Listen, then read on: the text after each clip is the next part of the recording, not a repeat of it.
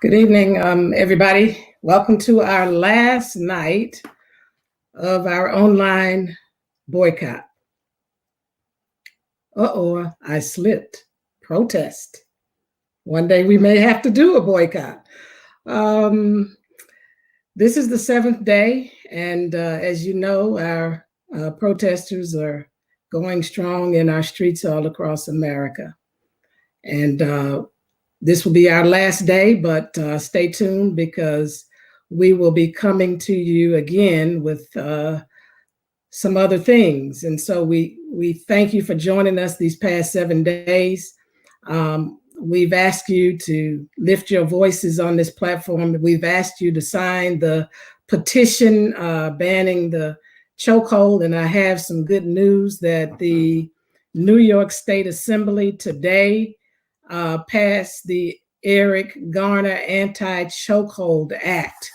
And so you should feel like we are making progress in this protest to change literally the landscape of the United States of America as it relates to policing, especially connected to the Black community, and in our struggle to achieve true equity and justice in this society.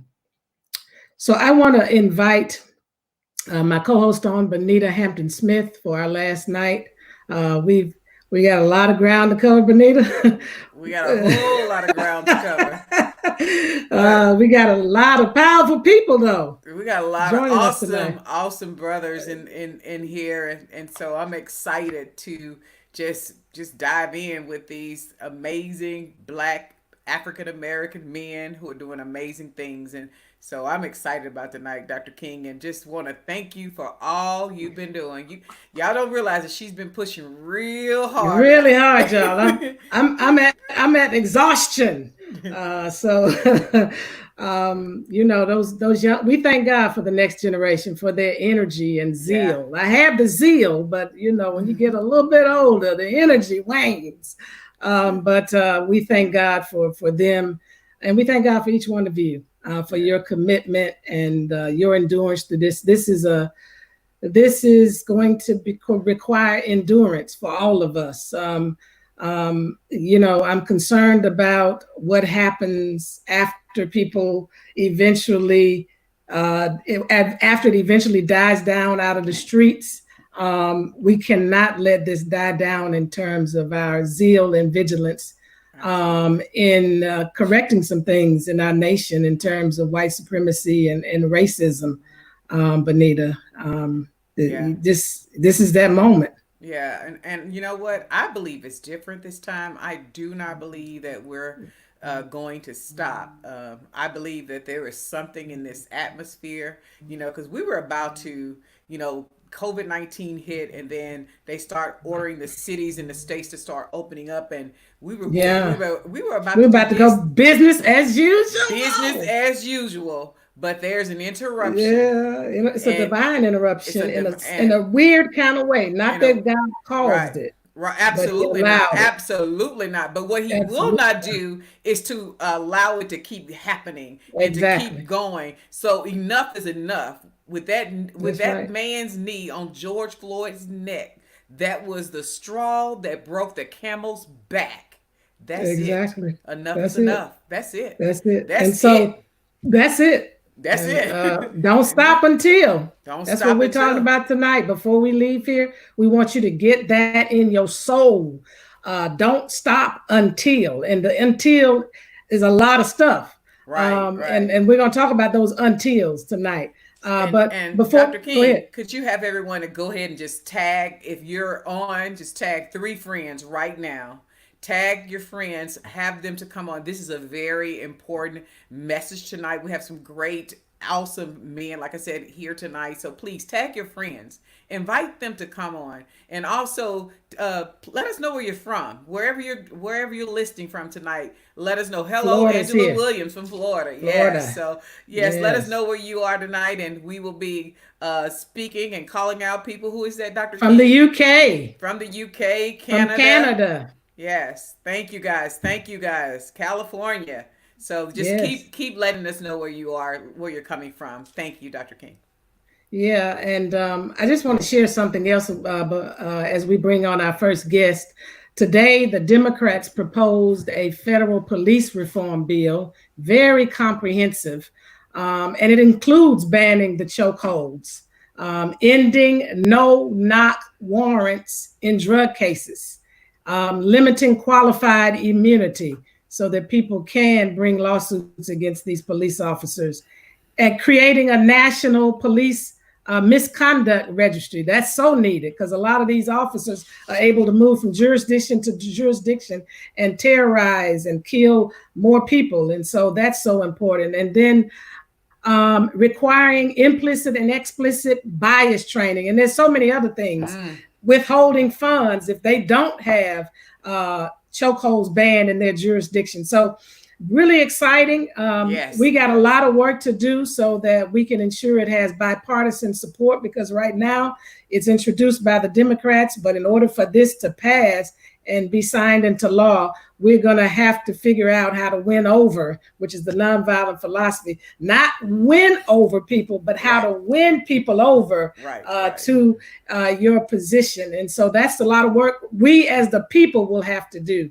And we're going to be calling upon some of those people that we even brought on this online protest, who are part of that community, that are conservatives, because we need their support in this hour. This is for our nation. It's not just for Black people, it's for our nation. It's for the soul of our nation. So tonight, we have Congressman Hakeem Jeffries, and Congressman Jeffries represents a diverse 8th Congressional District in New York City. And congratulations, Congressman Hakeem, in your great state. I see they passed that Eric Garner Anti-Chokehold Act there today. And you've been on the front lines proposing the ban on chokeholds since Eric Garner. And so we appreciate that. And you've called for it again, and some efforts have happened in New York, and now this comprehensive reform at the national level. So talk to us about it, and let me know if you can let us know a little bit more about the reform bill and where you stand on it, and we'll go from there. And what we need to do. Yeah. Yes, exactly. Well, thank you so much, Dr. King. Thank you, Benita. Thank you for your advocacy. Thank you for the work that you are doing here at the King Center.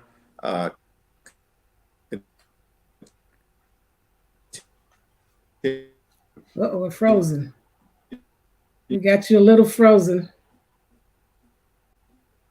We may have to come back to him. Okay. So we may have to bring him back in just a minute, because I know that's because somebody doesn't want us to hear this powerful information. Oh, there he is. We missed you. You're back now. We missed everything you said. Okay, I'm sorry about that. That's okay. I'm not sure what's happening. I'm here in Washington, D.C. The Wi-Fi is a little bit shaky. Can you believe it, in the nation's capital? Yeah, we can believe that right about now. But I was just saying that thank you, Dr. King. Thank you, Benita. Thank you for the work of the King Center, for your advocacy, for the spirit, for the advocacy work that is transformative, that will really help get things over the finish line in a way that will result in significant change. As you pointed out earlier today, the New York State Legislature passed anti-chokehold legislation in the Assembly 140-3. Wow. And then the state Senate 62-0. Oh, wow. That means that a substantial number of Republicans in the Assembly voted for it, and every single Republican in the Senate voted for it. I talked to the governor, Andrew Cuomo. He's going to sign it into law. Wow. So that is a significant step Yes. in the right direction. The Justice and Policing Bill was introduced today with over 150 Democratic co-sponsors. The lead sponsor of the bill is the chair of the Congressional Black Caucus, Karen Bass, and she's done a tremendous job. As well as every single member of the Congressional Black Caucus is an original co-sponsor of the bill. along with members from throughout the country. It will do several things. One, we are incentivizing the establishment of a national use of force standard. Wow. Because right now, there is no consistency throughout the country. And as a result, we see brutal officers, violent officers, abusive officers often engage in behavior that crosses the line and then are not held accountable, in part because of the absence of a standard, certainly the absence of one at the federal level. The standard that we have articulated will be anchored in two principles. One, that de-escalation techniques must be deployed in the first instance in order to try to avoid violent encounters with civilians. Wow. That's And awesome. that the use of deadly force should only be deployed as a matter of last resort, not first resort, last resort, in connection with a police and civilian encounter, and only when everything else has been exhausted in terms of de-escalation, and when necessary to protect from serious bodily injury or death. As you indicated, Dr. King, we also reformed the doctrine of qualified immunity in order to allow for plaintiffs who have been victimized by police brutality to vindicate their current rights under Section 1983, which is the Civil Rights Statute, as you know, and as you know, Benita, in cases of police brutality. The qualified immunity doctrine effectively shields many officers from being held accountable for their behavior. Because the standard that has been developed by the courts at this point is that the officer's behavior is not unlawful if he met a standard of reasonableness for the least reasonable officer on the force. Could you imagine if I was held to the standard of the least reasonable member in Congress? What kind of service would I be providing Right. Exactly. to my constituents? Right. But here you have officers who have the ability to take the life or liberty of someone, and they're being held to a standard of the least reasonable officer in the department based on the doctrine of qualified immunity. So we reform that and do several other things, including the chokehold ban nationally. So Go ahead. No, Benita. go ahead, Dr. King. No. How can we help, we the people, to get this across the finish line? Yeah, that's incredibly important. I've been heartened by the fact that across the country, in community after community, including in my hometown of Brooklyn, New York, we've seen young people largely take to the streets, a movement led by young African-American women, but joined by others, Black, white, Latino, Asian, Native American. It's a multiracial movement, multi-generational, and multicultural. And public sentiment surveys have now shown extraordinarily that the majority of the American people see racism in our society as a problem, particularly racism directed at African Americans. And so this is really an opportunity to get something done, for the advocacy to lead to legislative change, which is what Dr. King did in such a phenomenal way. There was the advocacy, and then there was the legislative change. 1964 Civil Rights Act, 1965 Voting Rights Act, Medicare, Medicaid, Great Society programs, culminating, of course, in the 1968 Fair Housing Act. That's the model that I think we want to follow here. So the continued advocacy of the King Center is phenomenal. Making sure that we contact senators, because we're going to pass this in the House, but we're going to need senators to step up and address this issue once and for all, with the American people behind us. Now, do you have any idea what senators may be right there in the middle? Because it only takes, how many senators does it take? So, the Senate rules are a little bit tricky, as you know. It really only takes a majority to pass a bill, which would be 51, and there are 47 Democrats. So you would theoretically need only 4 Republicans in order to be able to move the legislation. But because Senator Mitch McConnell controls the floor, the only way to break his hold on the legislative agenda is for a total of 60 senators to break a filibuster. And that would require, of course, about 13 or 14 Republican senators, still doable, to be able to conclude that things have to change. We know Mitt Romney has at least been outspoken that Black Lives Matter.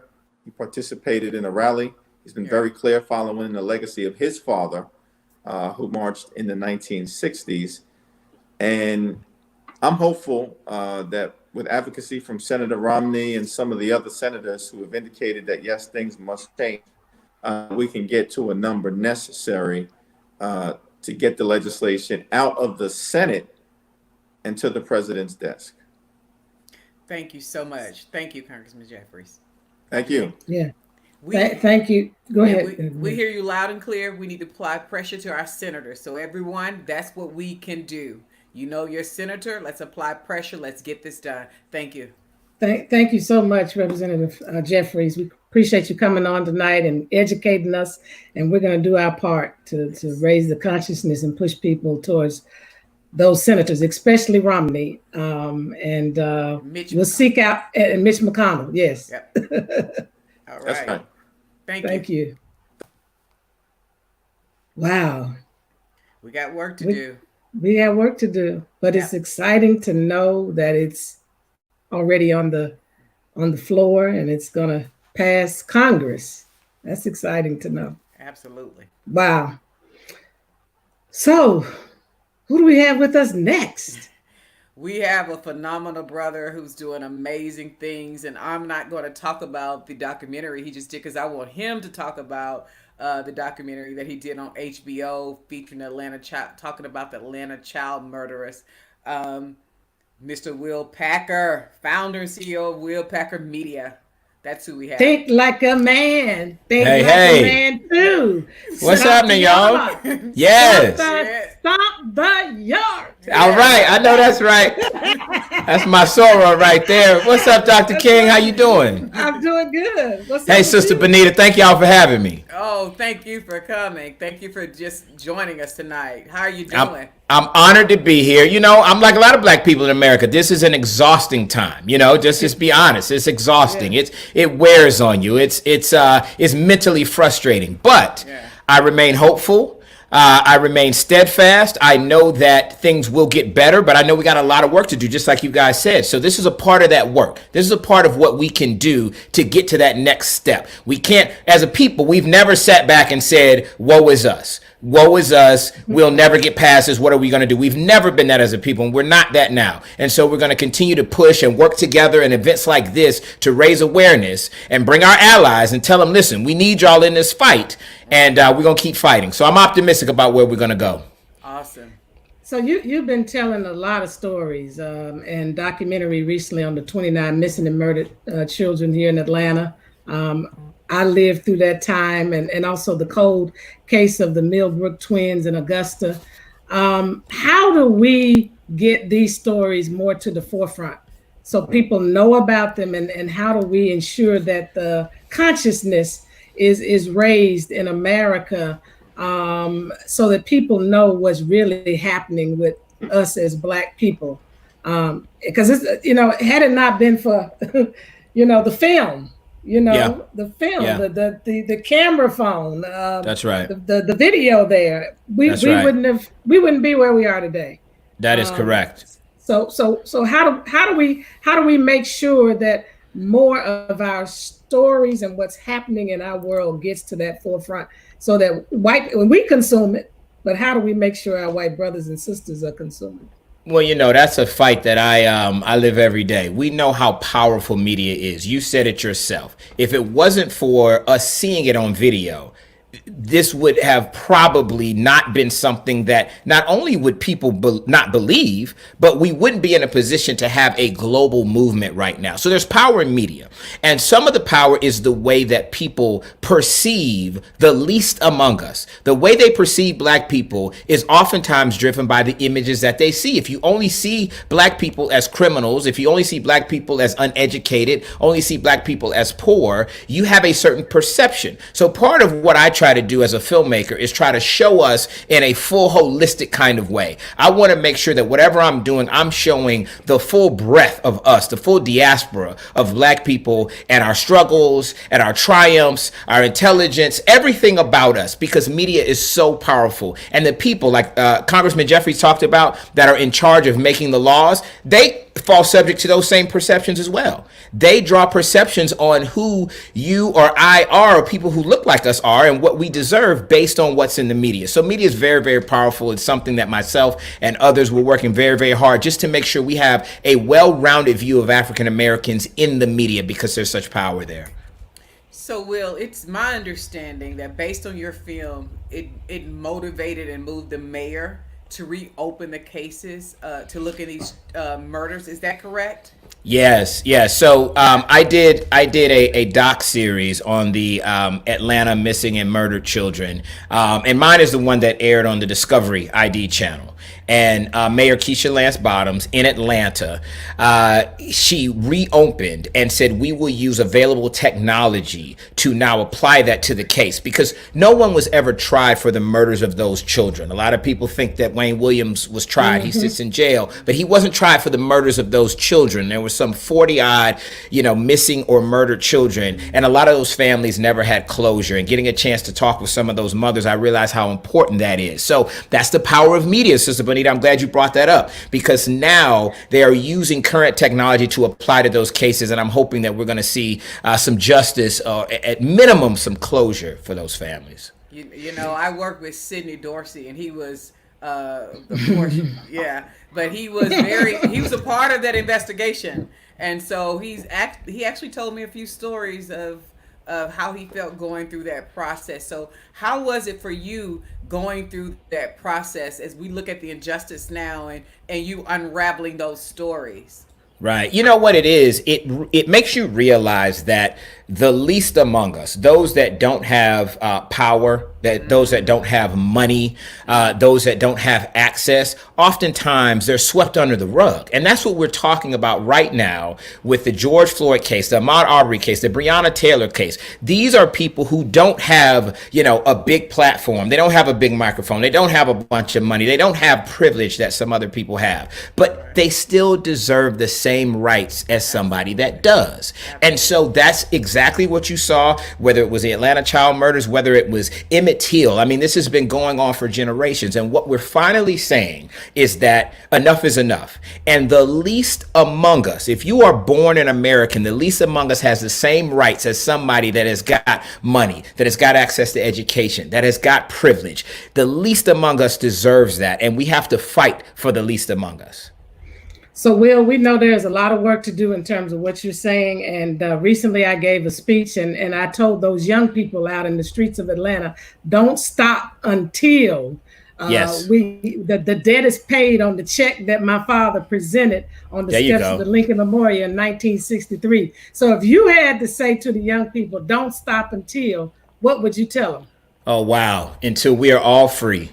Do not stop until the least among us is free. Do not stop until the fallacy that is currently the American dream is a reality for all Americans. Do not stop until we hit that day. All right. Amen. Thank you. Thank you, Mr. We appreciate Packer. you. Guys, thank you for having me. I'm proud to be a part of it. Whatever you need, reach out to me. Keep on. Keep the fight going, guys. All right. Love you much. All right. Love you too. Love you keep guys. Your fight going too. Love you know I will. God bless. God bless you. Woo. We're on a roll tonight. We're on a roll. Let's keep rolling. Yes, we are. Let's keep rolling. Well, we all know this face. We all know this name. The bald-headed talk show radio host and TV host, Steve Harvey. Steve Harvey. Where you at? Where are you? you're on mute. Your mic is muted. How about There that? you are. How about that? Good. How You know, about I'm not really tech savvy, so my son been here setting this up for 4 hours. Oh my God. Well, hey, I feel you. I had to have people to do the same thing for me. So we on the Hey. same page. Hey, thank you all for inviting me. You sisters have been on the front line, man, for so long. Your father, he changed my life. And so it's an honor for me to be on the call with both of you. So thank you all for having me. Well, thank you. I mean, Yeah. thank you for what you've been doing through the Yes. years and bringing our attention to a lot of stuff and raising the consciousness and what you're doing, raising this next generation, you know, with your mentorship program. That is so powerful. And we know it's got to happen with another. That's why they're out there now. Because so many people are affecting their lives in a whole different way. Yeah. And you know, I'm proud of them being out there. Yes. Because I'm so proud of them. You know, I was on the radio the other day and I said, you know, protest is a young person's sport. Yeah. And that's true. because now, you know, what's happening is the police are so brutal. I mean, they always have been, but now it's on film. Yes. And so some of the police are so brutal, you got to be able to run, jump, change direction. You got to be able to get up, climb over cars, hop a fence. You got to be able to get knocked down, get back up. So these young people are out here with the energy for that. And I'm grateful that they are out there. But it's old heads like us who have been around since the 60s and watched the last peaceful protest really, really work, which was your father. Yeah. I mean, he proved that peaceful protest works. But now, you know, they angry too. And I understand that. Well, they were angry back then too. They just he helped some of them channel the anger, and that's my concern, because what happened in the 60s is that when people didn't deliver is when the anger got heightened. Yes. He was able to channel it for a little while because they were making progress after progress. But then when we got to the economics and then there was resistance, that's when all hell broke out. Absolutely. All across this nation. But you know what happened too was, see, the violence back then was unrecorded. Yeah. With no phone cameras. Right. That's right. So they was doing it at a jacked up level back then. And they could get away with it easily because there was no social media, there were no phone cameras. So we that were 60s children, we saw this for years and years and years.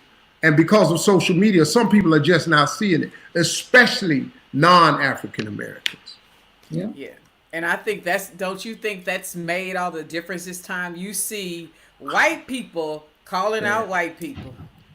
That is what I said on the radio. We're not going to change this until we get white outrage.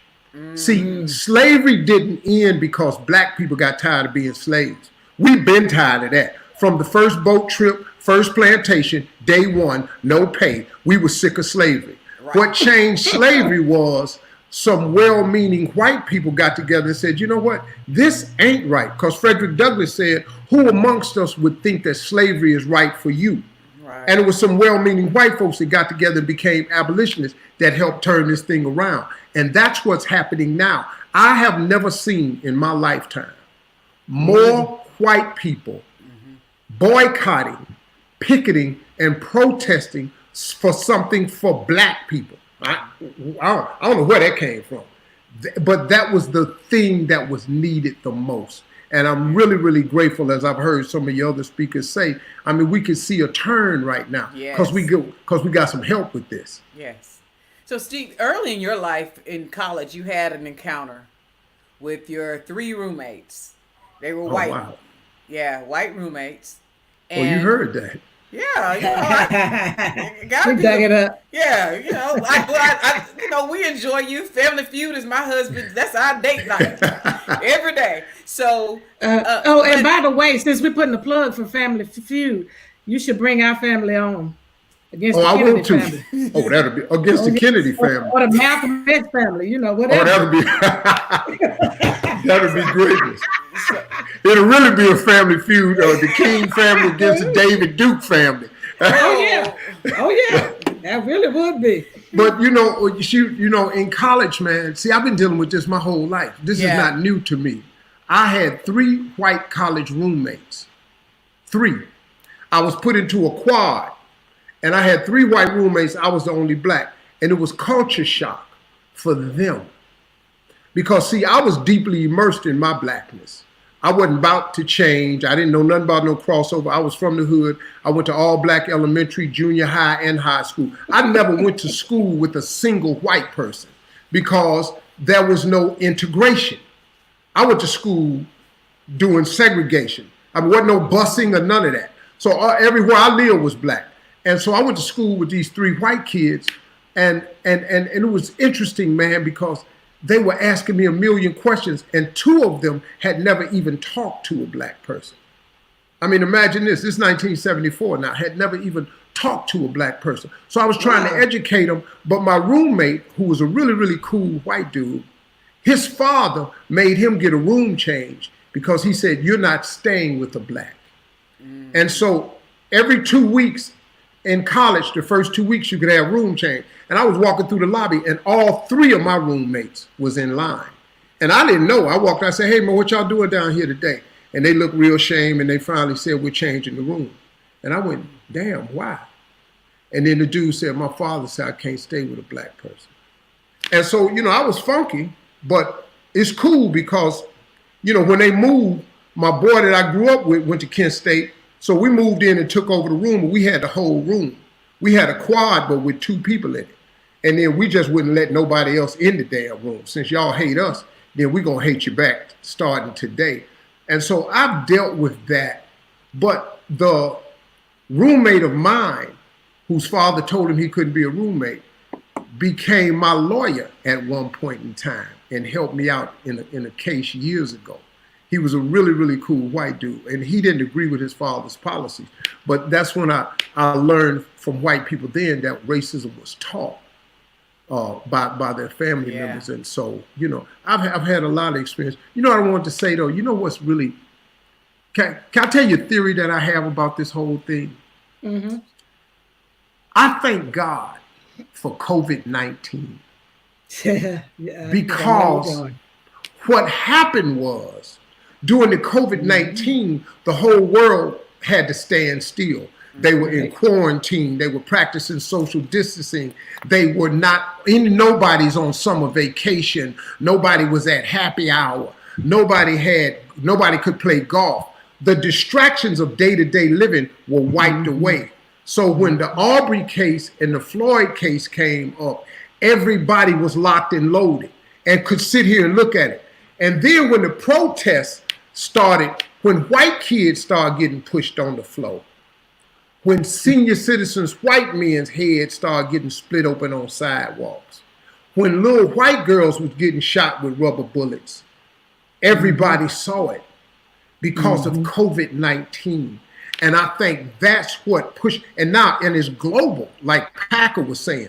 This thing global, man. They protesting in Germany, in London. They protesting. Down under. Right. Down under. We ain't ever had no help like this.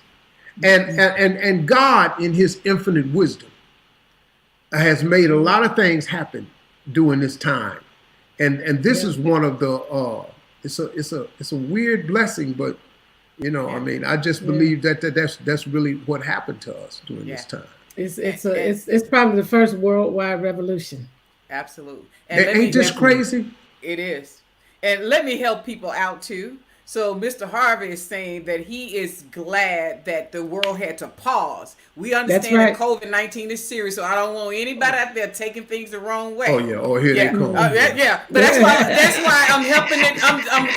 I'm going to stop it right now. Thank you, Bonita. We will get it straight right now, and we will take it in the spirit that it was meant. So we're going to interrupt anybody who try to take it the wrong way and understand that COVID-19 made us stand still. And out of that, you had to recognize the disparities and the disenfranchised and black people who are suffering. And like I told Dr. King, we were getting ready to go back to business as usual. And so we interrupted that. So don't take Mr. Harvey's words the wrong way because I'm coming at you. I'm his sister. Because you know what? Now let me tell you something. I'm famous for phrasing it the wrong way. I know, that's why I helped you out. You know what I'm saying? Because I just be speaking, man, and I know what I'm saying, and I just be speaking from my heart. You know, I ain't got nothing on paper. I know. But I appreciate you covering me like that, because so many people out there, they look for any little thing, and they lose the message. Yeah. And God works in mysterious ways, whether you believe it or not. See, God real. I don't care you. He can take the worst situation, COVID-19, and cause something miraculous to happen. God do his best work in the middle of a crisis. Everything that's ever popped off for me was in the middle of a crisis that he turned into a miracle. And so I just try to find the upside in it, you know, and try to encourage these young people, because, you know, my son, who was helping me get online here, he went down and he was in the protest, and he's a college student and he's a photographer. So he went and did a film of the protest, and he took a picture of this sister on his Instagram with her verbiage of how she felt about the riot. She didn't cuss or nothing. This woman was just in attack mode, and he put her voice as a voiceover to all of the stuff that was going on. And it turned out to be really, really powerful. But your father, Dr. King, said that riot is the language of the unheard. And see, the riots are the language of the unheard. Now, see, these young people, they sick and tired of being sick and tired. I mean, what you want us to do? We did slavery for 400 years. How much more patience you want us to have? They are out of patience. We are out of patience. Yeah. And I'm glad they're doing it like this. And I was talking to my son today, and, you know, after he shot this film, then in Atlanta, you know, the curfew came down. I said, son, you got to be careful. Don't go out there. Because they imposed these curfews to make it a crime to protest. See, protest is really supposed to be, you know, the American way. You're supposed to have the right to it. But they put a curfew on it to make it a crime. And once you commit what they call a crime, then it's okay for them to inflict the law. But you know what I want to happen out of this? And I hope, okay, watch me, Benita, in case I say something else crazy. Because here I go. This is one of them Steve Harvey tangents. See, what's going to happen is the police are going to have to get policed. See, the law says if you shoot a person and you kill him, that's murder. That law has to apply to police. If you shoot an unarmed person, I don't give a damn what happened, that's murder. You have to go up on murder charges. If you shoot a person under the guise of you shooting him in the act of performing your duty, but this person is innocent, unarmed, not a threat, then you have to do time for that. See, we have to just have a set of laws for police, because police don't do right, man. I'm just going to tell you. I mean, I'm not talking about all of them, because there's some good officers out there, it really is, but it's enough bad ones. And see, they mad at black communities that's in high crime areas because they have a no snitch policy. We can't help y'all solve these crimes because y'all got a no snitch policy. Well, the police got the same no snitch policy. They watch each other commit crimes and they keep their mouth shut. They won't report the truth. They fill out their report, they help, they co-sign each other's lies, and we got to stop that. If you shoot an unarmed person, you have to do time. And until we get those laws in place, which it looks like they're doing, I mean, which is really making me happy about this protest. Hey, Bonita, did I do all right with that one? You did good. So Dr. King has one question. I have one question. I just want you to say to these young people, I said to them, don't stop until the debt on my father's check that he presented in 63 is paid. If you had to say don't stop until, what would you tell these young people? I would say two things. Don't stop until they hear us, and don't stop until we finish at the polls. Amen. All right. Take this protest all the way to the polls. Don't stop until we finish this up at the polls. November coming. Tomorrow is coming. We got to vote. All right. Amen. All right. Thank you for your Mr. time. Thank and you. your I love words. y'all, sisters, Love and you hey, back. thank y'all for what y'all doing, man. Because y'all out there on the front line, and I really appreciate y'all. And y'all some powerful sisters, man. Thank you. Educated and articulate. I've been trying to be articulate for years now, and I just can't get there. You're doing fine. I'm We fine. love you. I just be old ignorant ass Steve and just keep on making. I'm sorry. See right there. I should have just got off the. I love y'all. We Thank love you. you. Love you, love too, you. God Steve. bless you. All right. Appreciate you coming on. All right. Wow. That was powerful. That was Don't powerful. stop. Don't stop, because Wynton Marsalis is about to join us. Yes. I think most of us know Wynton Marsalis, an internationally acclaimed musician, composer, and band leader, an educator, and a leading advocate of American culture. Co-founded Jazz at the Lincoln Center. How about that? Yes. And that established jazz in equal stature within traditional art forms. Thank you, Wynton, for the work that you have been doing. Thank you for being on here tonight. Yeah, I'm honored to be on here. Thank y'all for having me on here. Thank you. And we apologize, it's a lot to say right now. It's a lot in our hearts, a lot of passion. Tell us about your passion. I know you were involved in you were instrumental in the removal of the Robert E. Lee Memorial in New Orleans, and of course there have been other movements as a result to remove some of these memorials across this nation, and it's a real difficult issue, very controversial. Some people feel that if they remain, they still symbolize and say that we're committed to continuing racism. But when people truly remove them, it says that they are committed to changing the narrative and changing the direction of our society. So what do you say? Yeah, I think everything is important. And that's why I applaud the civil unrest that we have. And I applaud also everybody talking in every way. Some problems are so great that no one person has a solution, and no one is like trash. You learn when you were younger, they had the big pick up the trash campaign. People who are old enough maybe will remember. Everywhere you see trash, you got to pick it up. And it's all over when it comes to this type of issue. So I think we need to reform our civic and cultural life, our religious institutions, our business, our political practices. So it's a good time for everybody to become united around picking up this trash. And racism is the heart of a lot of it. So if you see symbols of it, they need to go. And the laws make a difference, even though they get reversed. If you think about how lynching was commonplace in the South, a few people getting put in jail, stop that as a practice. Now, of course, it went another way. It started putting people in jail. And I think that we have to address what's on the table right now. And when we're dealing with the police issues, everything we look at that we can reform is going to help. So we need to concentrate on fighting qualified immunity. Right. That's number one. The second is no grand jury trial. Now, when your father and them was protesting and doing everything, they had an entire legal wing of their battle. So they said, we're going to get out here in the streets and we're going to fight a military style battle with the tools at hand. But we also going to have our legal wing and we're going to change laws. So when the civil rights legislation was enacted in the mid 60s, it took till the last 10 years to tear all of that down. So we got to rebuild these type of foundational legal elements.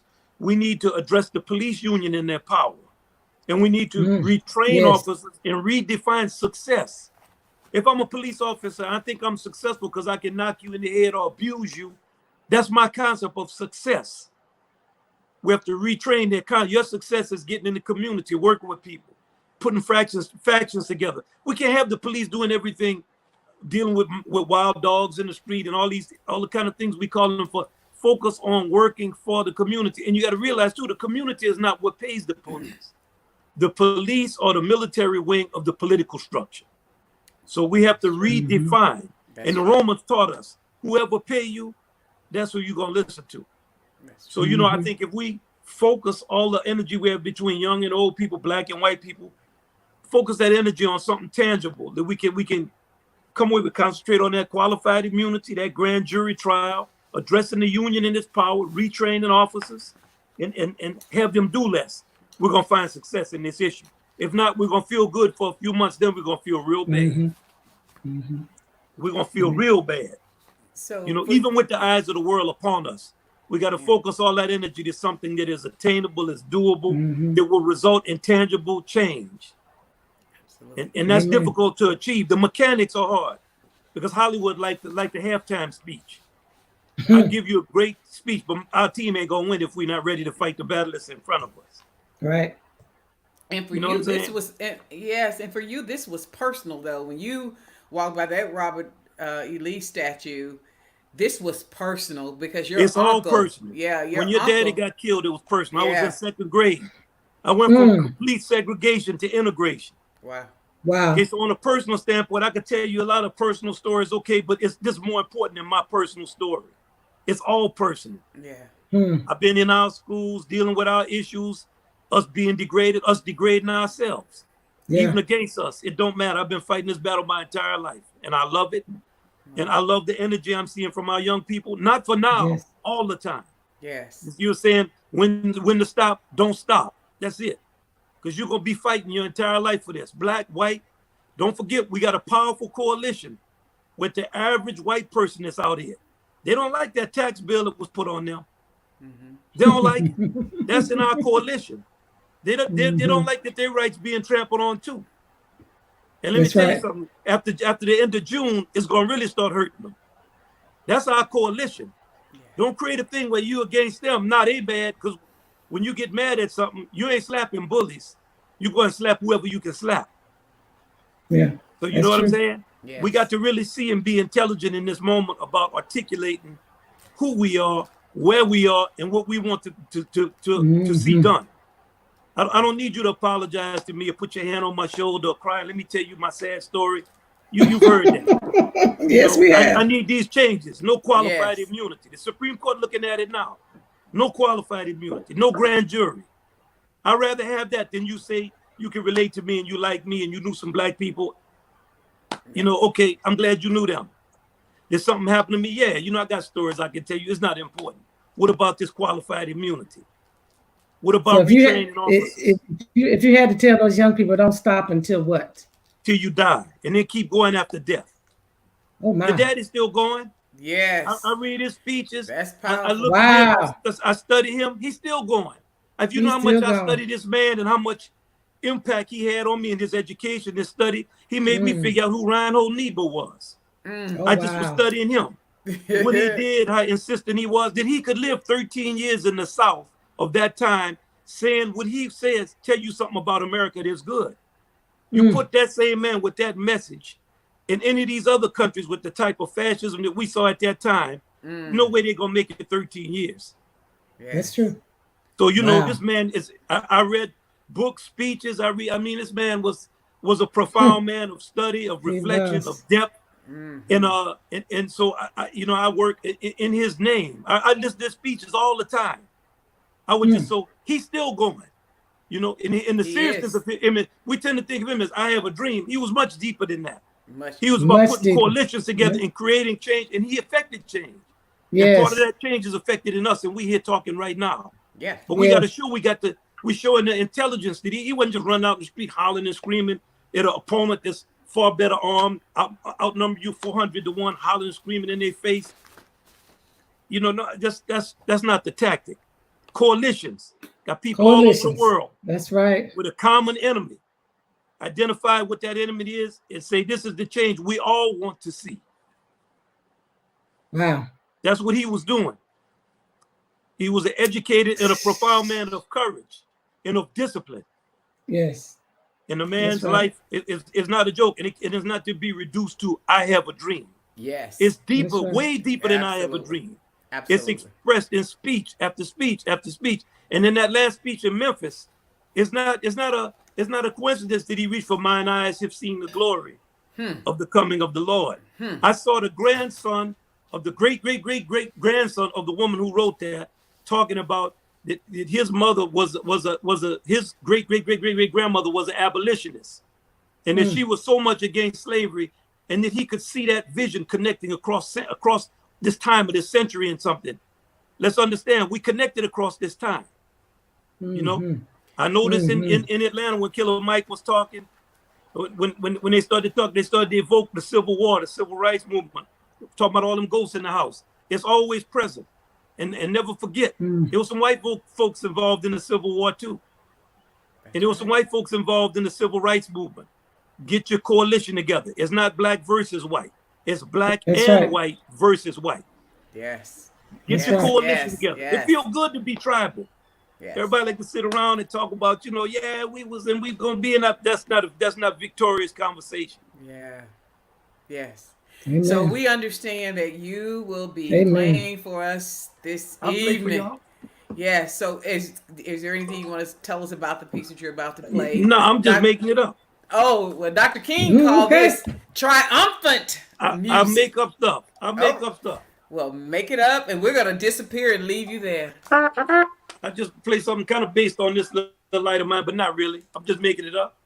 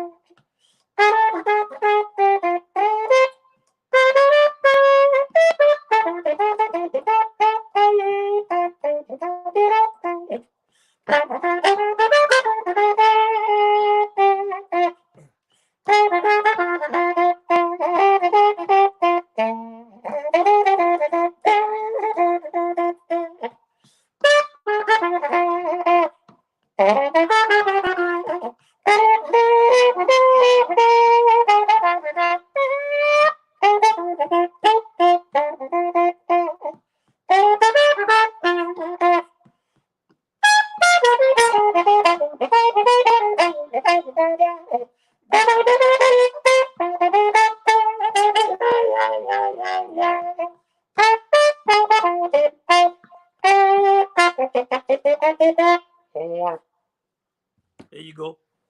That's a little something. Wynton Marsalis. Wow. Wynton Thank you, sir. Marsalis. Yes, ma'am. Thank y'all. That sounds like victory to me. Yes, Come on. it does. Let's Triumph. be intelligent. Yeah. Let's be focused. Let's embrace our young people. That's it. Yes. That's it. Thank you. Yes, Thank you so much. Don't stop. Thank y'all so much. Thank you. Bless y'all. Thank you for God what bless you're you. doing. Thank you for what you're doing. Yes, Bless ma'am. you. Thank All right now. All right. All right, Bernice. Yes. Benita. We I know this is inebriating. I know. It's Wow. it's so powerful. It's been amazing. Just how many minutes? 52 minutes. Yeah. We have a lot more in store for you all. Two amazing brothers coming up. Dr. King, you want to tell them who we got coming? Well, we have a crooner. How about that? Will Downing. A career that spans Dr. over. King. It's Will Downing. Okay. Will Downing. With a career that spans over 30 years and 21 albums. He's one of the most versatile and loved voices of our time. Yeah. Will Downing, and he's going to be joined by Anthony Hamilton, a Grammy Award-winning singer, songwriter, producer, actor, R&B singer with some gospel roots. Yes. I think all of our artists got a little gospel roots or some church roots or some spiritual roots. Yeah. We are some spiritual people. Yeah. Absolutely. Hey, Will, how you doing, brother? I'm good, Anthony. Good to see you, money. Good to see you too. How you all doing? Didn't mean to disrespect the ladies. We just hadn't seen each other in a long time. Hey, ladies. How you doing, Miss King? Look, I'm doing good. I think the last time I saw you, Anthony, was at Tyler Perry's. Yes. When we were in that church service in the tent. Yes. At the studio. It was an amazing experience, truly. It was. So people said a lot tonight, and as Black men in America, we just want to hear, your thoughts on what do we do now. I mean, these young people are really, I think, making all of us proud, and we got to keep encouraging them, and we got to do the work. I mean, I think Wynton said it best about coalitions to bring about effective change. That's what my father was very capable of doing, and my mother did that as well. So what do we do now? I think to take this energy, this high energy, and to form it into and shape it in a way that where it makes progress. It delivers progress, and it's steered in the right way, and not so much take the anger from it, but Right. have the right leaders to help guide that, and start to make change with changing the laws and getting the right attention from people that can make a difference, people that can make some changes, whether it be in the police department or the White House or wherever. But just take that and raise the volume so the world can hear what it is we need, and to effectively go after that. Absolutely. I believe that these young people got it right. These young people are out there in the streets, and they have the support of the world. I mean, this is not just a domestic thing; Wow. it's an international thing. Yes, You it know, is. and I think for the first time, and I heard Steve, and I also heard Will Packer speak on it as well, that white folks are starting to get it. For the at least in my lifetime, it seemed like this is the very first time where I've seen white folks kind of like, oh, I didn't realize it was that bad. I didn't realize, and it's bizarre. Actually, white folks being nice to me. I went to a store yesterday, and them white folks so nice to me. I was like, oh, okay. I ain't pull out no cash. I was afraid to put cash in there, But I just got to be honest with you. It's a beautiful thing to see.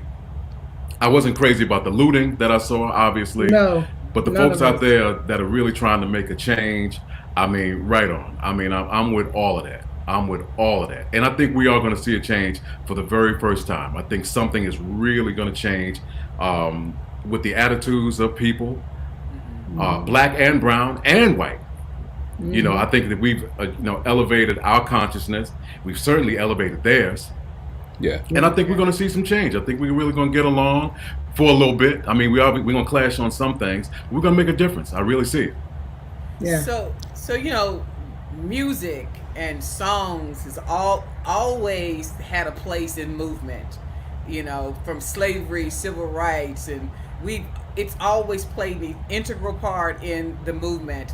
How do you think? Well, I won't say how do you think. What's the responsibility of the music industry, people like yourself now, to utilize and optimize your platforms to begin to give some momentum to this time period? What's your responsibility and role in this hour? Anthony, you want this one? I mean, I'll take it. It don't matter to me. I mean, we can half it. I'll half it with you, brother. I think lyrics are so powerful. Music is so powerful that it, even when you don't agree with who I am, a song can get into your heart, into your spirit, and change things, right. and to wake up something that was laying dormant for so many years. And I think with the right lyrics, the right music, and the right vibrations, we can get the attention of people who had their back turned on us for so many years. Absolutely. I mean, words are powerful. It depends on how you use them. They can be used for you, they can be used against you. And entertainers, we have the biggest voice ever. I mean, we have, and obviously we have this medium, and we have TV, we have all of that, and you have to use your medium to help folks. And so I'm all with that. I'm with saying the right things. I'm with uplifting. I'm with love. I do a lot of love songs, but we try to encourage people as well. So you have to use your platform as entertainers. Now we need the love songs now. Don't don't abandon them. No, we can never do that. It's necessary. It's necessary. Got you covered. No problem. Okay. So I know, Anthony, you have twin boys. I have 6 sons. 6 sons. My God. So Yes, let me ask 3 you men this and 3 boys. 3 men and 3 boys. So let me ask you this question. What's happening now is obviously very inspiring for many of us, what we're witnessing. But the reality in change is that it's never easy, and what we witness may happen again, or a version of it. Absolutely. Hopefully it will be less and less, And of course, we'll have laws in place to make sure that there's an immediate arrest and there won't be any qualified immunity. But what do you say to your boys to keep them hopeful, in this struggle? Because my mother says struggle is a never-ending process. Freedom is never really won. You earn it and win it in every generation. Yeah. I let them know that we've been through things a long time, back, 400 years or more, that we've been under attack. For whatever reason, we have been disliked and blamed and looked down upon. But know that you are special, powerful, and you're a threat to some people because of your greatness. And never lose that. Never walk with your head down. Hold your head up high. Respect all men and all women, and be your best version of yourself. And know that nobody is above you but the Creator. And you're entitled to everything that's beautiful under the sun as anyone else. And my older boys, I tell them, you get home safely. Don't let your ego get in the way of you getting home safely. If you're stopped, you're a man. Your job is to maneuver and get home safely. And we deal with your ego. We'll cry about it or whatever. Hug when you get home. Wow.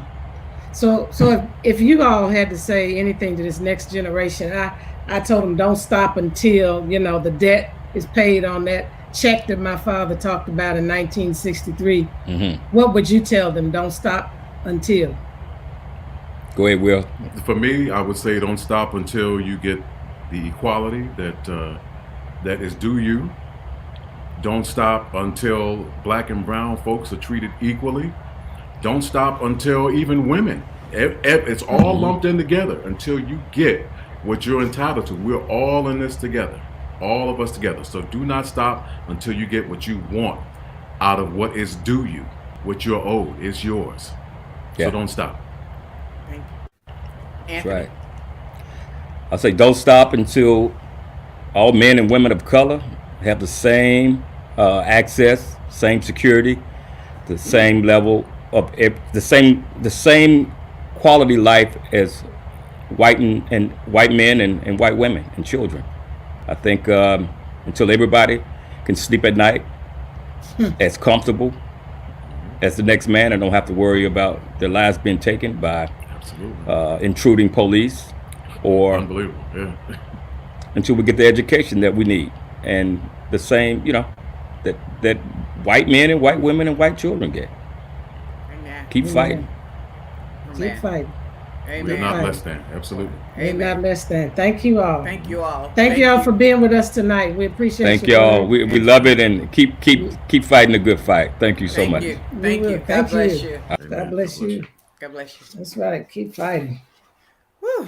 Keep fighting. Keep fighting. So, Dr. King, I think we're going to keep going because one of our artists is not here, so we're going to keep moving.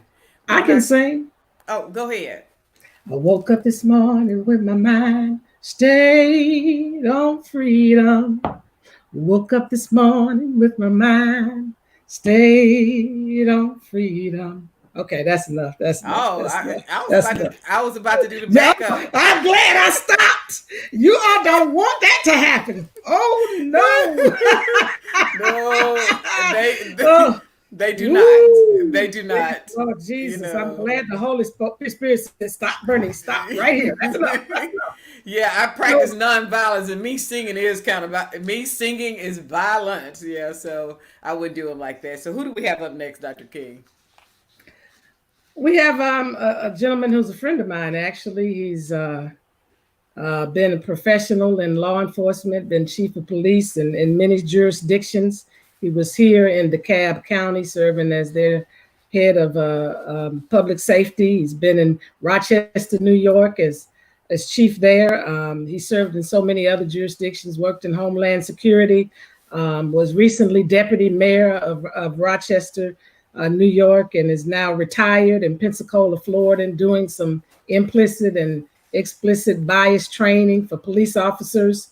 Has a background in psychology, Dr. Cedric Alexander, I think you're a contributor on CNN too, I believe. Is that correct? Yeah, something like that. Something like that. Something like that. Something like that. Welcome, Yeah. welcome, Dr. Alexander. Well, So thank I'm you, gonna but I have to say this first, Dr. King. I just can't believe y'all bring me in behind two prolific songwriters, and I'm somehow supposed to say something that mean anything, right? I can't sing. I wish I can't. That's just wrong. That's just wrong. Well, you have a sister. I can't sing either, but Yeah. I can't sing at all. As my mother said, you can't. You can't sing. Well, I can't even remember the quote. So, how are you doing, Dr. Alexander? I'm doing great. I'm doing great. I've been retired a little over a year and a half now, and to be perfectly honest with you, I came back home. My mother's 86. She's got some health issues. I had a long 40-year career, so it's actually it's great to be back home in the place you were born and raised. It's a different experience than when I left here when I was 17 years old to go to FAMU. Everybody's ready to get away from home and go off to college. But I enjoy being back home. Love being back here and being able to go to the beach and spending time with my mom too in these in these years of her life. So it's been great. Yeah. But more recently, of course, I've been very much involved with what's going on socially across this country as it relates to police and community. And I've written a lot about police and community. I was on Obama's task force, 21st Century Policing, one of the 11 authors of that document that actually got trashed when the new administration came in. But now we're out here in this time that we're in with a lot of distress between police and community, a lack of trust, a lack of legitimacy that the people feel towards their police agencies, and in light of that video we saw on May 25th. And so I'm doing what I can from where I am to try to bring some insight from that of a psychologist, and also from that as someone who has been a police administrator in 2 major cities in this country over the last number of years. So this is a very tough time for us.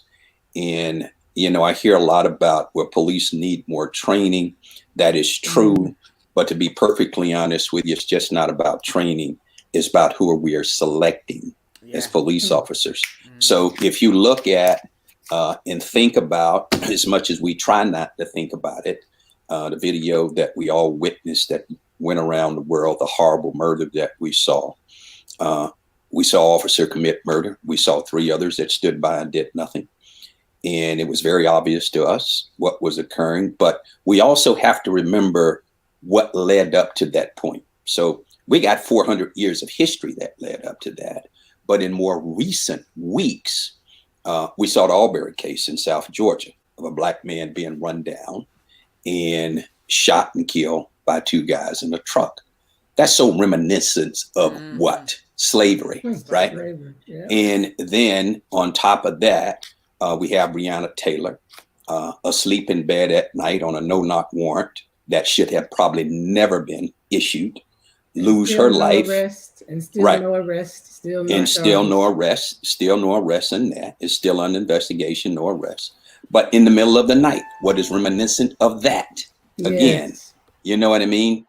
All this is tied to so much of our history in a negative way. And then if that wasn't enough, the old Emmett Till move, if you will. Hey, there's a Black man that's threatening me.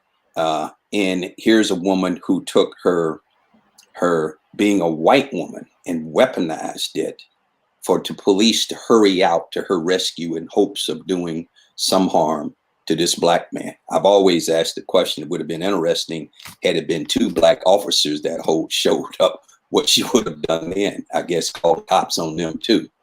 But what is that reminiscent of? Old history, right? That's what cost Emmett Till his life. That same type of behavior, that same, I know who I am, I can weaponize that. And then she later come to give this apology that really have no meaning to it because she was very well conscious of what it is that she did. And then if that was not enough, on May 25th, we saw this horrific murder And then people ask the question, well, why is the city, why are people marching? Why are people angry? If you're not angry, something is seriously wrong with you. Right. If you're not sad, if you're not frustrated, something is wrong with you. And of course, let me be clear about something. We cannot go out and destroy property. We cannot go out and burn down property and loot and those things. But you can be angry and you can march peacefully. And in your dad's era, in the civil rights movement, they were very angry as well too. But they harnessed that anger and they used it as fuel to take them where they needed to go. Right. And I think what we're seeing today is things starting to simmer down. We're still seeing the protests, but within the protests, we're also seeing people being peaceful. They're raising their voices. They're stomping in the streets, and that's what they should do. And I would tell you, for someone like me who's been a 40-year veteran in policing, I'm angry like everyone else, because the things that we have seen and witnessed, and the things that I know myself and many other chiefs across this country, both black and white, we've all tried to do better than those that came before us, so that our people and people in general across this country would feel that they would be served well. So let me ask you this: how important is accountability factor for officers? It is hugely important, and several things here again have to go together. We got to recruit better, we got to train better, and we got to supervise our officers who are out there delivering service.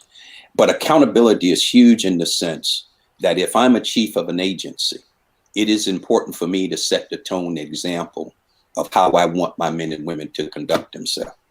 I may have a small command staff of assistant chiefs and majors that I meet with once, twice a week. My attitude and how I demonstrate my thoughts and actions towards the work we do and the people that we serve really gets transmitted to them, and they also share that with the last person hired. And I will always say that leadership plays a huge part in the function of a healthy police environment. And one of the challenges we have in America today is that when you hear this whole thing, well, it's just a couple of bad officers. Well, oftentimes it is, but you have to ask the question, what's sustaining those officers in that larger environment? You look at those 4 officers in Minneapolis, you look at their behavior, a murderous behavior, and those who were complicit that did not do anything or say anything. What does that say about the broader Minneapolis Police Department? Culture. What does that say about the culture? How can that culture hold and sustain those types of personalities and those types of behaviors? So what I have asked many chiefs across the country to do, elected officials to do, take a good look inside your police department. Look at your policies, look at your leadership, check and see what your accountability is, and measure, have a way of measuring what it is that you do. Because if you can't measure any success, then you don't know what you're doing. Don't tell me you're a good department if you can't metrically, using some type of metric, explain to me what that is. Don't tell me that you have a few bad officers, but yet they still sustain themselves inside. They still exist and able to survive inside your organization. So it's one of those things where we have to, and we're beginning to see that.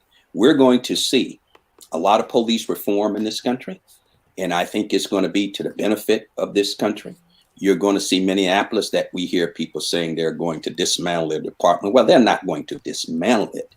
What they're going to do is restructure. They're going to create new opportunities for now the community to come in and have an opportunity themselves to take part in helping write policy. What is it that they want to see their police department do and be? Because the police department does not belong to the chief. The police department belongs to the people, the taxpayer. Absolutely. who you are providing service to.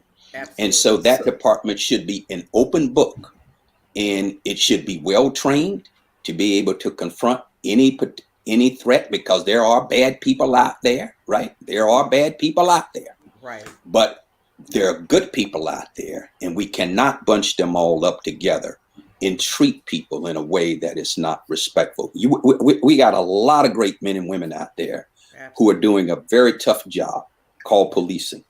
Their family members, their husbands, their wives, their friends of ours, their cousins. We all know them.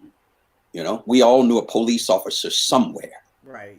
And we know that many of them are good people, but the ones who are bad, it now becomes the responsibility of that larger organization to do what they can to get their butts out of there, because they're not helping, they're doing harm in this community, and particularly communities of color at this very moment in history deserve better. And it's all about treating people equally, fairly, and constitutionally. All people, you treat them the same. Wow. I've chiefed in cities that have been where I've had a large African-American population, DeKalb County, and I've chiefed in cities that had a large white population, upstate New York. And what I will tell you at the end of the day, how people are treated has a lot to do with the leadership in those organizations, what their attitude is, what their expectation is. And you don't accept anything short of that from anyone.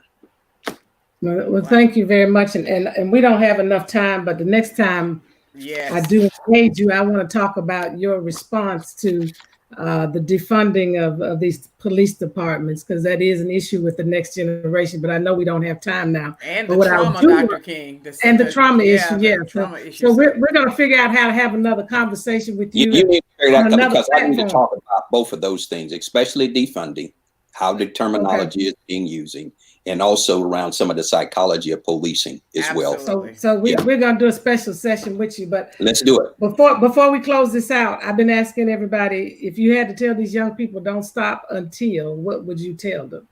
Don't stop, because there is no end. There is no end goal in this. We're going to be fighting. Your dad fought all the way up to the end of his life. You and I are going to fight, Dr. King, up to the end of our life. Whether it ends tomorrow or whether it ends 50 years from now. There is no end to this fight. You're going to move this on from generation to generation, because even if we reach what we would like to think to be the top of the mountain, if you will, if we reach that mountaintop, we also got to fight to stay there once you get there. So there is no end. You will always fight, but do what's always right by all people, regardless of who they are or where they're from. Amen. Wow, thank you. Thank you for that. We appreciate you. Thank you, Dr. Thank you for making time in your schedule. We appreciate you. Love being here with you guys. God bless you. God bless you. Wow. Whew. There's a lot to cover with that, Dr. King. We definitely have to invite him back. There's so much more to talk about.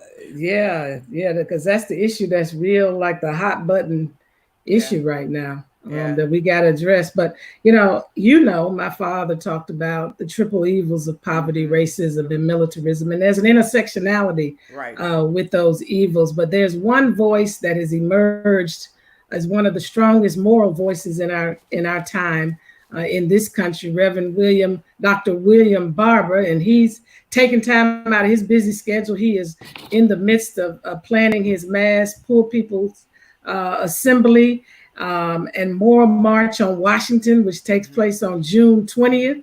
And I'm just so glad my friend and brother took a moment out to come on tonight.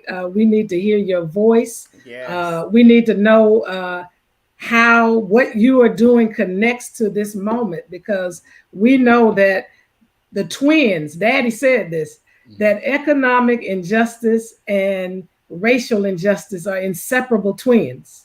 So just talk to us right now in this hour, because we need to hear that moral voice. Yes. Well, first of all, let me thank you, Dr. King, and thank your co-host for allowing me to come. June 20th, 2020, we had planned to be on Pennsylvania Avenue But with COVID, we've now gone digital. And I was listening to Wynton Marsalis talk about the coalition building. And people can go to www June 2020. White people are coming. White people from the coal mines that your father talked about are connecting with Black people from the Delta of Mississippi. The Apache Nation and all of them are coming, and they're connecting with Latino meat packers. And on that day, we won't have a lot of speakers about the poor. The poor and low income will speak themselves. Because one of the realities we have to deal with is we've added two to your father's interlocking evils. We call them interlocking injustices: systemic racism, systemic poverty, ecological devastation, and the denial of health care, the war economy, and the false moral narrative of religious nationalism and white evangelicalism that have formed together this interlocking injustices that need to be met by a moral fusion movement. Now, we talk about, now people say what happened to George Floyd, and it's important that we understand, and you would know this word from Emory, the Sitzenleben, the setting. When did this happen? So we get a lynching on camera. First of all, it was on camera. The hero is that 17-year-old girl that, like David, stood before that Goliath of death and would not put that camera up. But we saw that. But when did we see that? Because we had just seen another killing, you know, with a shotgun, but we didn't see it. We didn't see somebody pose. We didn't see somebody adjust their weight to make it worse. We didn't see somebody casual with their sunglasses on their head. But we also have to remember what moment we're in. Before COVID hit, the reason we're doing the Poor People's Campaign, 140 million people in this country today that are poor and low wealth. 140 million. 700 people dying every day from poverty before COVID. 250,000 a year. 7 people die from vaping, and you get a White House hearing and a congressional briefing. Before COVID, we had the least amount of voting rights we've had since August 6, 1965, because the Voting Rights Act was gutted in 2013. 4 million families can get up every morning and buy unleaded gas, can't buy unleaded water. 80 million people in a country that has the best healthcare anywhere. We're the only country in the world of the top 25 that connects healthcare to your job and not to your humanity. 80 million people either underinsured or uninsured, and 2,800 people die for every 500,000 people that don't have insurance. And the 14 states that denied healthcare, most of them are in the South. And interestingly, they denied because they hate that a Black man brought it to being. But the reality is, if they pass healthcare in the South, in Georgia and North Carolina, it would actually help more white people than it would Black. And then on top of that, before we ever get to COVID, 53 cents of every discretionary dollar in the defense going to the war economy, to contract, not even to the soldiers, and less than 13 to 14% to education, healthcare, and infrastructure. And then on top of that, we have COVID. And COVID exposes the wounds of our society, racism and poverty. Then 100,000 people die in less than 4 months. And then you see the lynching.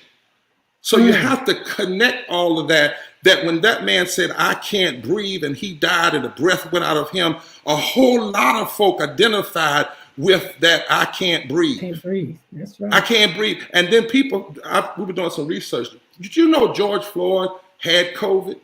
Did you know that he lost his job because of COVID? He didn't have decent unemployment. He didn't have decent sick leave. He went to Minnesota. He got an essential job. But you know, that's just a name change. We called him 60 days ago, we called him service job. Now we call them essential jobs, but we don't give people the essentials that they need. Right.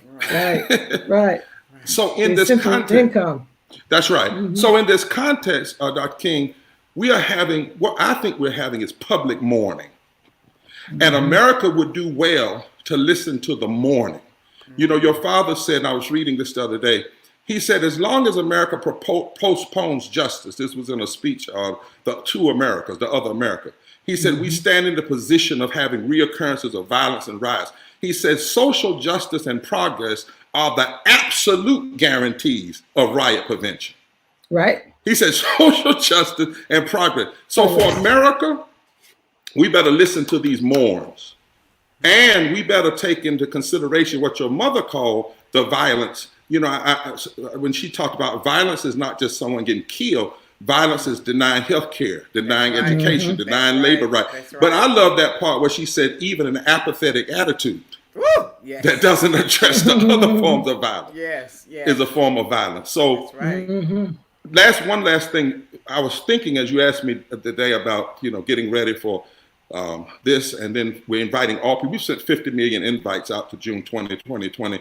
And I really want people to come and hear this counterintuitive, see people who have decided to change the narrative and build power. Because we got to change the narrative, put a face on these numbers, and then we've got to build voting power. Did you know right now in this country, we did a study with Columbia University, it said if 15% of poor and low wealth people of every race, creed, and color would register and vote, you could fundamentally change politics even in the South. Wow. Now, your daddy said to us, he said every time there was, see, I've been wondering why is Trump, why is all this stuff happening? Excuse me for saying, you know, I don't want to be partisan, but why is all this stuff happening? Well, your father told us at the end of the Selma to Montgomery March, he said, America goes through these reconstructions, I'm paraphrasing, but he said every time there's the possibility for poor blacks and poor whites to build a beloved community, the aristocracy sows division. He called it the Bourbon class. It's right. Most people don't read that part of the speech. He said the Bourbon class sows division every time they fear the power. So all this division we see, all this voter suppression, all this trying to divide black and white folk is actually folk who fear that the time has come, the demographic shifts have happened, that coalition building is especially possible to change the political calculus. So Trump then is operating out of fear. The white evangelists operating out of fear. The Tea Party is operating out of fear. The question is, do we see? And that's why I think with all this mourning in the street, we need to mobilize them, but we need to mobilize them to lead to unity, black and white and brown coming together, along the, especially poor and low wealth. We needed to lead to voting, but not just voting. We need to lead to voting for an agenda. And then after the election, stay engaged. And we need to understand the mandate for what politicians are going to have to shift in this moment. They need to listen to the mourning, because the mourning in the street is telling them the public policy they need to pass. Pass public policy that matches the tears. Pass public policy that matches the cries. Right? And then we'll see fundamental transformation. One other thing, if I'm not too long, let justice roll down like waters. Righteousness like a mighty stream. Now, like you, I'm a theologian, been trained. So every now and then, I do what they tell us to do every now and then and read the text before that.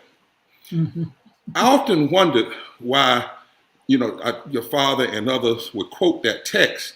But if you go back, I think it's 8 scriptures above that text, let justice roll down like water and righteousness. Here's what you read. Now, I'm going to read it in the Message. I'm reading it in the Hip Hop Bible so the young folk can get it too.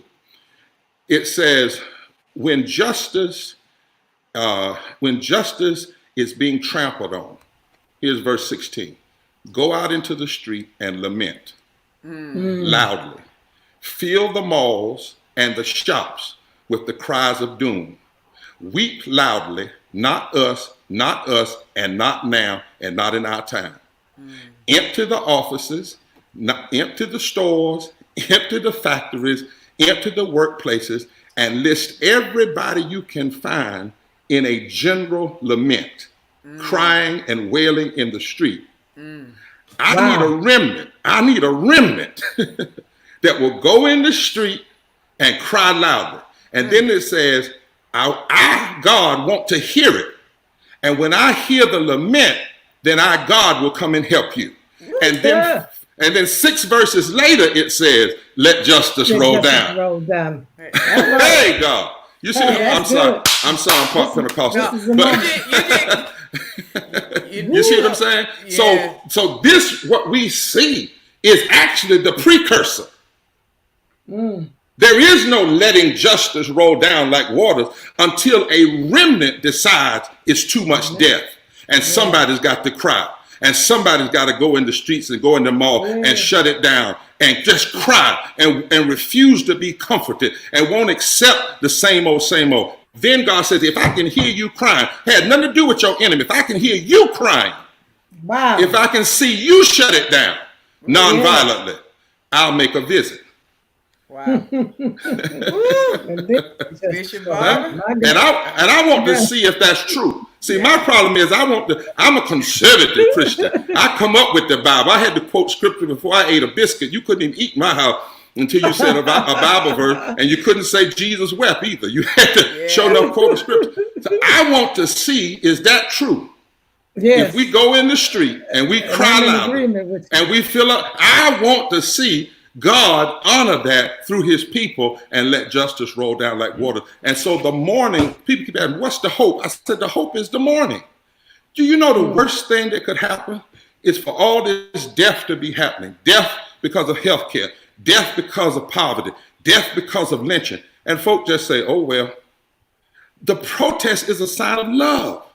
Yes. The protest is the hope, because you only protest what you still believe can be fixed. That's right. Yeah. The thing we don't want is for folk to stop protesting. That's right. So that's what I want you to do right now, because I said the other day, don't stop until. What do you want to say? Don't stop until what? I want to say don't stop until together, all of us. No, I want you to do it in your preacher voice. Oh, Lord have mercy. Do you hear that? Now, you're going to start something on this live stream. And you know I don't have much sense as it is now. I'm trained, but you know how it is. But don't stop until together, regardless of race, class, or creed, we see the end or the coming of the end of systemic racism, systemic poverty, ecological devastation, denial of health care, the war economy, and the false mythology of religious nationalism. Don't stop until either we see the end or the coming of the end of those things. All right. Wow. Thank you. Wow. Thank you.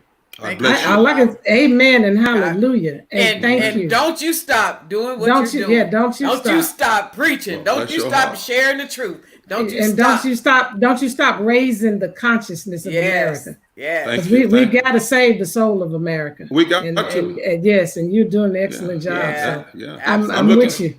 I hope to hear your voice on the 20th. We're working all of that out. And one of these days we're going to go up in those hills in the coal mines. Where we're organized. Yes, I'm looking forward to that. They love your father up there. They say he's the last preacher that cared anything about him. Yeah. I'm serious.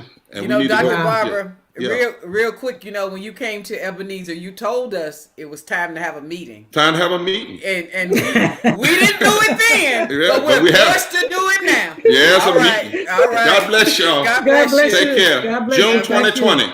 Take care. June 2020. Amen.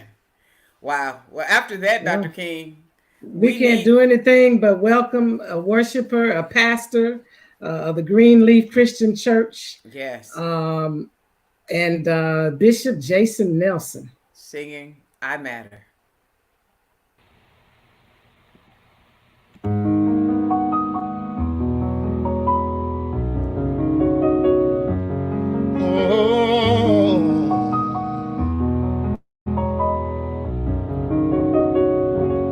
I can't breathe, let me live. When will my life be considered equal? I can't run, I can't sleep. Why can't I walk down the street? Every day it feels like there's another sequel. And my life matters. Why do you see a threat? My life matters. You judge me and we never met. So much inequality, racism, police brutality. I matter. My life matters. I'm invisible unless there's someone to cast the blame on. Not seen for my value, but simply one you can blame for all of the ills of society. To carry the weight of the community. I'm guilty till proven proven innocent, and the price of proof may be my death. Where's the justice? We demand justice. My life matters. Why do you see a threat? My life matters. You judge me and we never met. So much inequality, racism, police brutality. I matter. My life matters. You matter. Your life matters. We matter. Our black lives matter. I matter. My life matters. I matter. My life matters.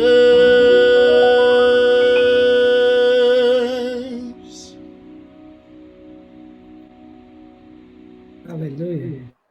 Wow. Wow. Wow. How you doing? I'm well.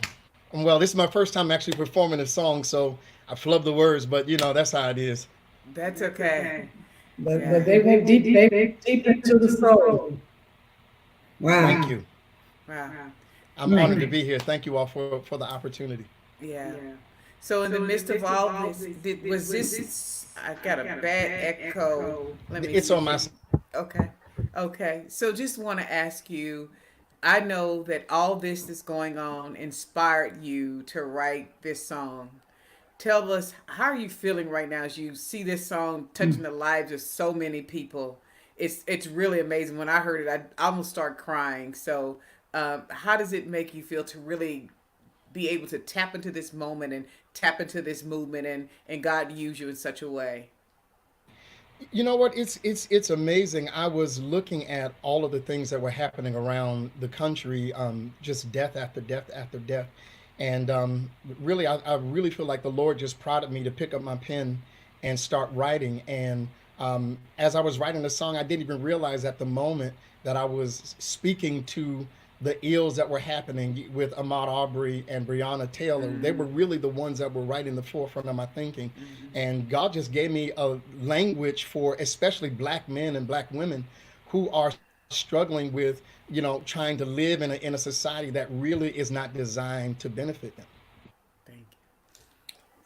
So as a pastor, just in closing, how do you, we know that Jesus is our hope, but in this existential experience, how do you keep them focused in this hour with all of the barrage of emotions that many of us are having? You know what? Literally, it's that. Is not only is Jesus our hope, but He gives us a remedy. He tells us to love the Lord our God with all our heart, our mind, our soul, our strength, and love our neighbor as ourselves. So we have to, one, learn how to love God, and in turn, that love has to be transmitted to us inwardly, and then ultimately, how we love ourselves should be transmitted to how we love other people. So I think my point, my goal as a pastor is to drive people into a space where they recognize that how important that vertical relationship is, and then that will actually impact our horizontal relationship with other people. Thank you. Thank you, Bishop Nelson. Thank you. Thank you so much. Okay. God bless them. Wow. Whew. All right, Dr. King. All right. We're about to. So yes, Dr. Otis Moss Jr. was supposed to join us the other night and had some technical difficulties, but he could not join us, and his son though is joining us tonight.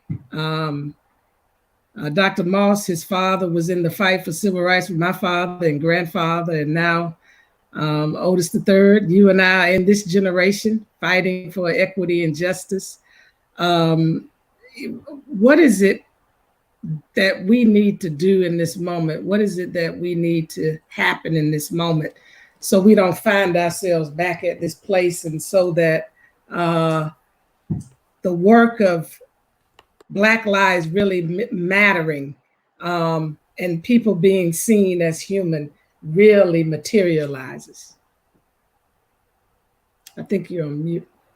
You're on mute. No, there we go. Well, first, Dr. King and Sister Benita, I thank you for doing this and having myself with all of these other incredible individuals on this program. The first thing that I would share is that we need to recognize that there are two pandemics that are operating. We have COVID-19 and we have COVID-16-19. From the moment that we landed upon these shores, we have been dealing with this global pandemic that America has exported all across the world. But it should be noted that people of African descent have been resistors, trying to inject a vaccine to COVID-16-19 in these United States.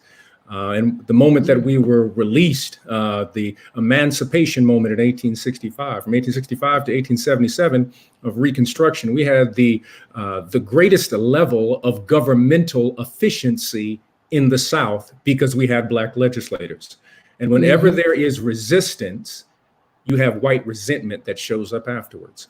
And then you had the re-enslavement of over 500,000 Black people, known as the peonage system, what we know as sharecropping and taking people back into the prison system. But what we need to recognize in this moment is that we have to examine our history, number one. Number two, we have to recognize that when we organize, we have more authority and power than those who think they are in power.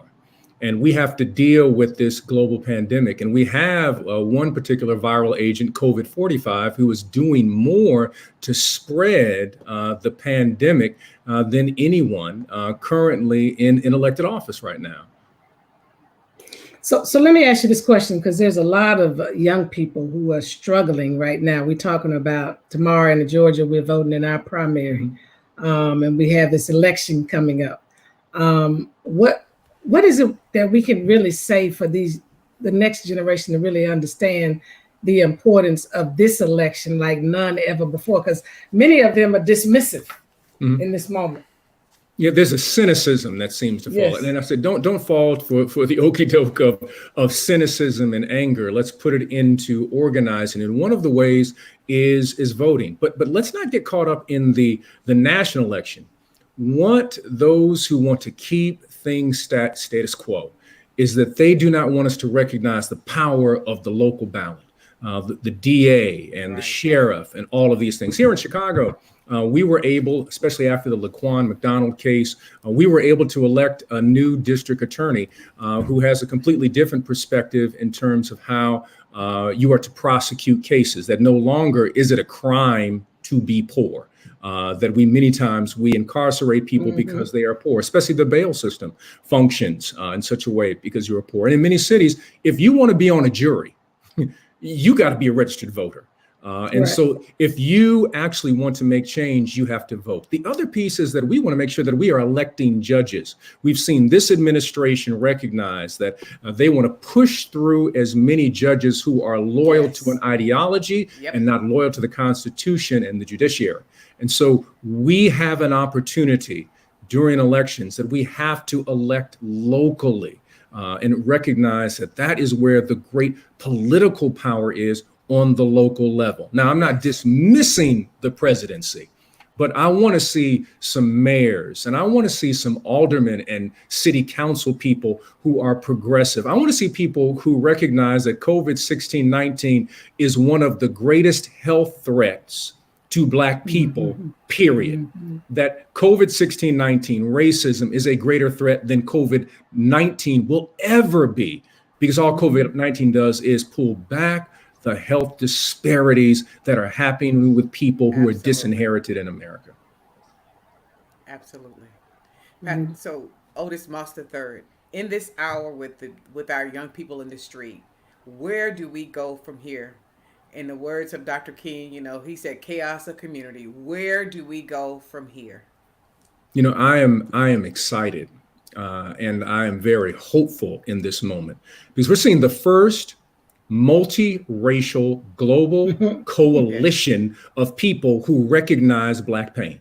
We have been screaming and hollering and speaking about the pain and the anguish and the oppression that has happened in this country to no avail. Well, not to no avail, but in many ways, other people have not heard us. You've had what people would say a certain segment of those outside of our community. But I got a video the other day from a gentleman in Perth, Australia, by the name of Jared McKenna. 10,000 people, Australians, led by Aboriginals who were shouting Black Lives Matter, justice for George Floyd. I was sent a picture of someone, a graffiti artist in Syria, who was painting graffiti, a picture of George Floyd on a bombed out building that said, "Say no to racism, Black Lives Matter." Our Palestinian brothers and sisters are lifting up the name of George Floyd.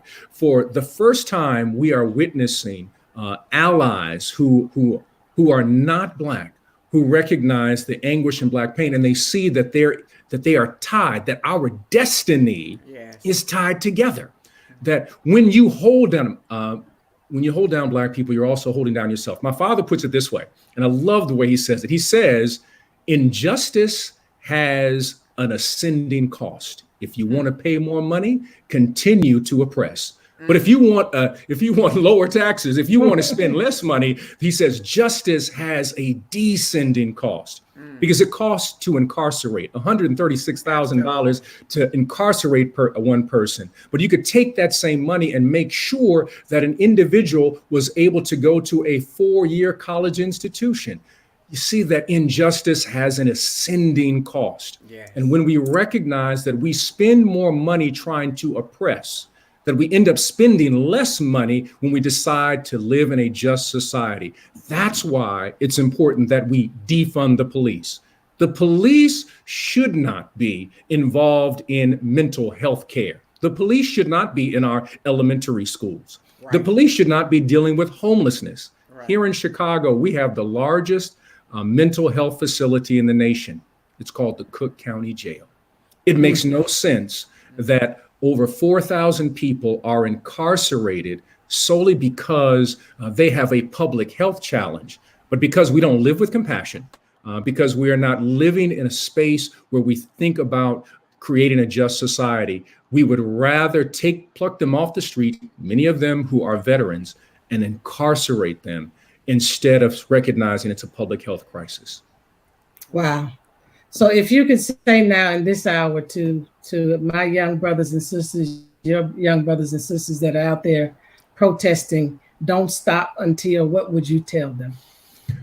I would tell them, don't stop until we all can breathe. Don't stop until the new Jim Crow is a distant memory. Don't stop until misogyny is a memory in the American consciousness. Don't stop until Black creativity, imagination, and brilliance becomes the norm of how we think about each other. Do not stop until we allow all people not only to breathe free, but poverty to be erased from our particular memory. Don't stop until we can witness the beloved community. When all of us, whether you are Muslim or Methodist, whether you are Sikh or sanctified, whether you are Latino or Lutheran, whether you are queer or whether you are Quaker, whether you are Baptist or whether you are Buddhist, whether you're an atheist or you're an Asian, it does not make a difference until all of us can recognize that we can live within these yet to be United States of America together. Wow. Otis, I saw you grow up. You make me proud. Yeah, I remember. Wow. Thank you so much. You are a major moral voice in this country, and we thank you. Thank you for your sacrifice. Thank you for your witness and your work. Yeah. So God bless you. Thank you so much. Thank you for doing this. Pastor Otis Moss III. Yeah, give your father our love too. Yeah, I will certainly do that. I will get on the phone as soon as I get off, and I will give him a ring. He's going to ask. Thank you. Thank you. God bless. Thank you. God bless you. Wow. Dr. King. Wow. It's been 7 days. It's been 7 days. We might stop this particular online protest, but we're not going to stop working on the issues of justice and equity for Black people, so that all people can live in what he said, these yet to be United States of America, as true brothers and sisters. And I know that many of us have been weeping over the last, some of us all our life. But the nation is weeping as George Floyd cried out for his mother. Yeah. Those of us who lost mothers know what that really means. And then we wept even more when we saw this viral video of a young man, young Black boy, Keidron Bryant, sing the lyrics written for him by his mother, Janetta Bryant, "I Just Want to Live." And this is that hour where these young people on the streets really saying Black lives deserve, not just deserve, they matter. And they just want to live.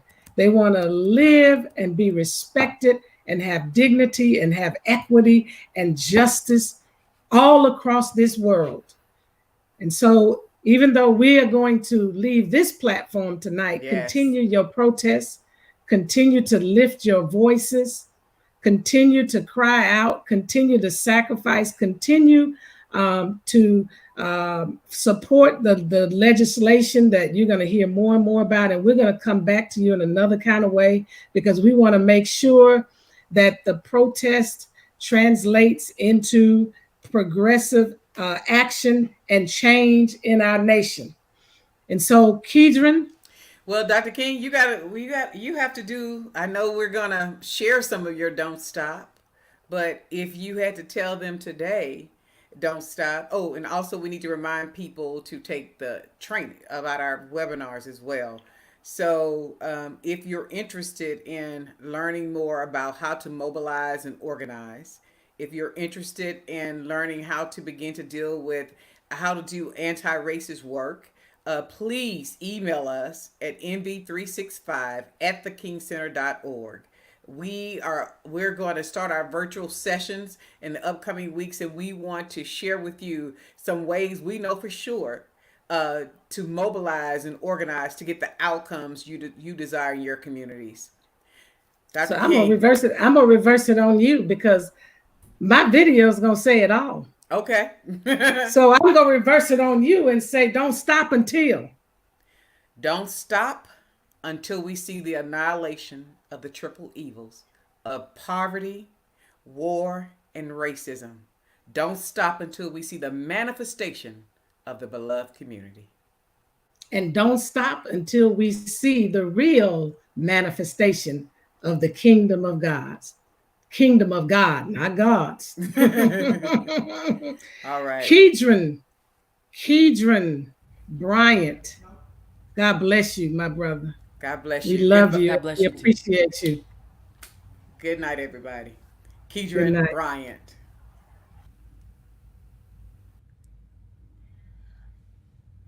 I'm a young Black man doing all that I can to stand.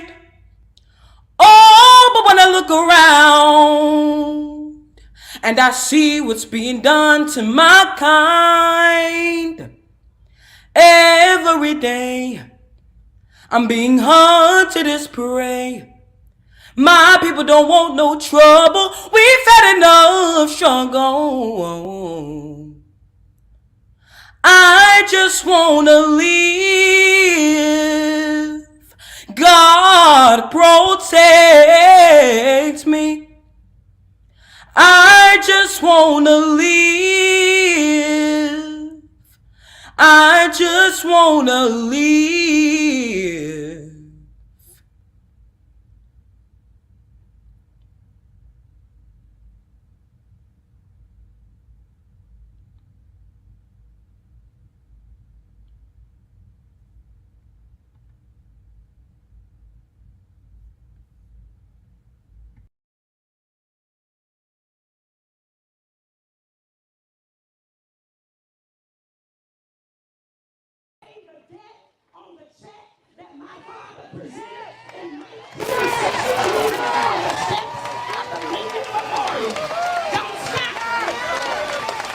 Until there is justice and equity for Black and brown people, not just in these United States, but all across the world that we live in, because we are in the world house. We are inextricably bound. And as my daddy said, we are caught in an inescapable network of mutuality, tied in a single garment of destiny, and what affects one directly affects all indirectly. Amen. Don't stop.